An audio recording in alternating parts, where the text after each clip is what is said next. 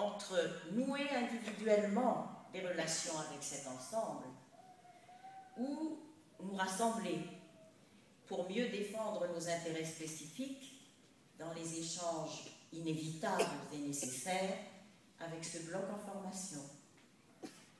Nous devons également garder à l'esprit l'importance géostratégique grandissante du canal de Mozambique. Comme le montre cette carte, le destin du monde pourrait bien se jouer demain dans l'océan Indien. Je cite Mohamed Hassan, un des meilleurs spécialistes du monde musulman et un géopoliticien reconnu. Dans une interview réalisée en 2010 par Grégoire Lalieu et Michel Collomb, il disait ceci: surmonté par l'arc de l'islam qui va de la Somalie à l'ouest, à l'Indonésie à l'est, je ne sais pas si on voit la carte, voilà, qui va de la Somalie donc à l'ouest et de l'Indonésie à l'est, en passant par les pays du Golfe et l'Asie centrale, la région, c'est-à-dire l'océan Indien, est bien devenue le nouveau centre de gravité stratégique de la planète. Et il dit cela en écho avec ce que dit également Robert Kaplan, un proche conseiller du président Obama et du Pentagone, qui dit: non seulement cet océan constitue un passage vital pour le commerce et les ressources énergétiques entre le Moyen-Orient et l'Asie de l'Est, mais il est aussi au cœur de l'axe économique qui se développe entre la Chine d'une part et l'Afrique et l'Amérique latine d'autre part. Voyez l'importance de là où nous nous trouvons.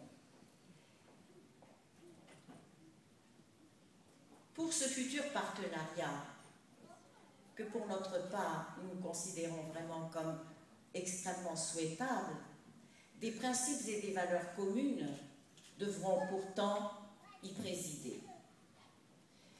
En voulant donner à ma contribution au départ le titre « Champ d'action possible pour un partenariat durable entre Madagascar et la Réunion », je me suis aperçue, en cours de rédaction et à la réflexion, que j'allais mettre la charrue avant les ébus ou avant les bœufs mokas.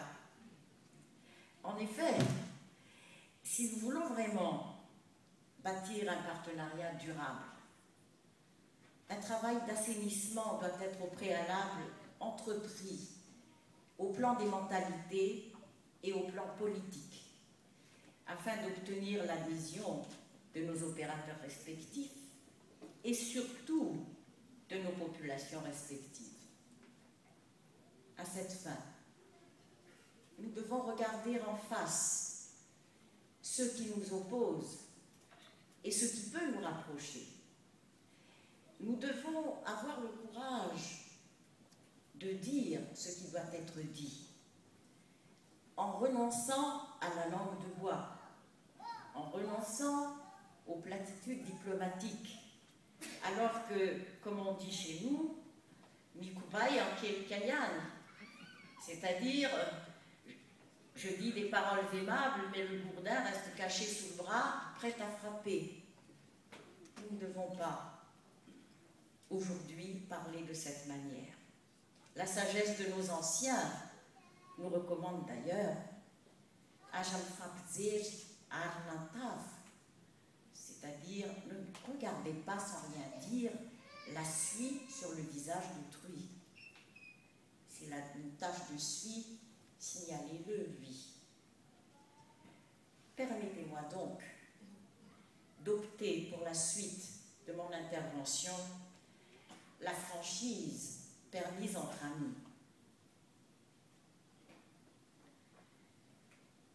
Devant la multiplication, ces derniers temps, des informations sur des projets de la COI concernant Madagascar, ainsi que sur le déplacement des autorités réunionnaises et d'une forte délégation d'opérateurs économiques réunionnais à Madagascar, j'ai eu, comme beaucoup d'autres malgaches, des réactions mitigées. Certes, ce regain d'intérêt présente un côté très positif. Toutefois, des actions précipitées risquent de susciter des malentendus, un de plus, et un phénomène de rejet, aussi bien de la part des Malgaches que de la population réunionnaise. Avant d'aller plus loin, ne serait-il pas préférable de convenir d'abord des grands principes et des valeurs communes auxquelles nous devrons par la suite nous référer pour les décisions à prendre et pour les actions à entreprendre dans le cadre de ce partenariat? En clair, fixons les règles du jeu avant de jouer.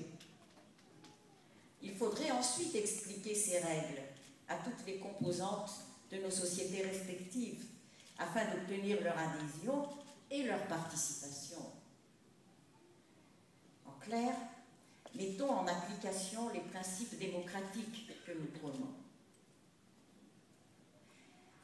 Parmi ces principes, celui de respect mutuel et celui de bénéfice mutuel me paraissent devoir figurer en bonne place et surtout être appliqués.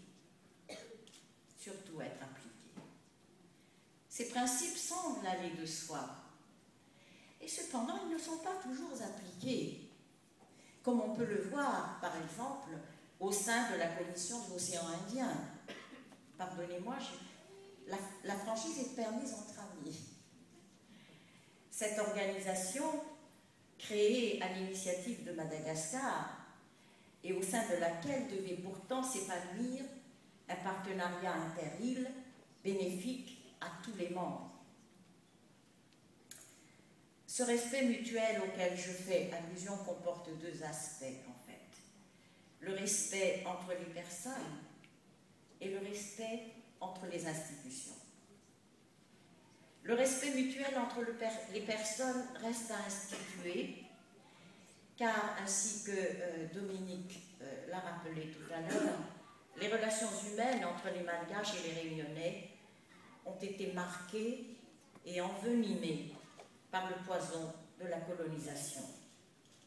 Mais ce ne sera pas le plus difficile à réussir dans l'avenir, car nous partageons en effet bien des points communs dans nos cultures et dans nos mentalités, ce qui devrait faciliter une meilleure compréhension réciproque à travers, par exemple, des échanges de jeunes, des échanges d'artistes ou des échanges de professionnels exerçant dans les mêmes domaines. Le respect et la confiance entre institutions, par contre, sera bien plus difficile à instaurer.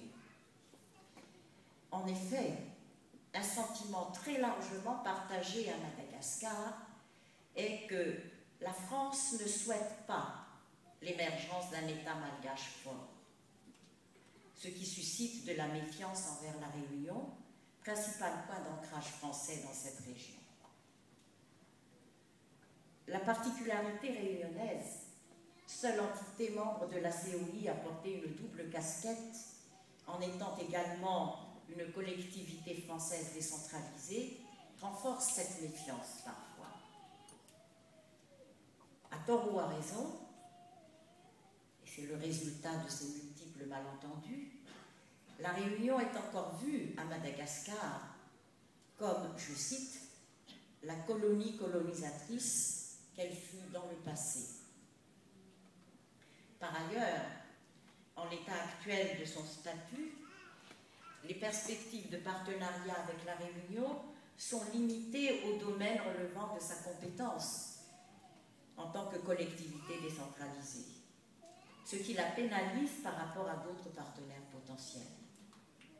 Et je salue vraiment la vision large et dynamique de Monsieur le Président de la région qui voit le grand océan dans lequel nous sommes ancrés. Dans la construction de ce partenariat, Madagascar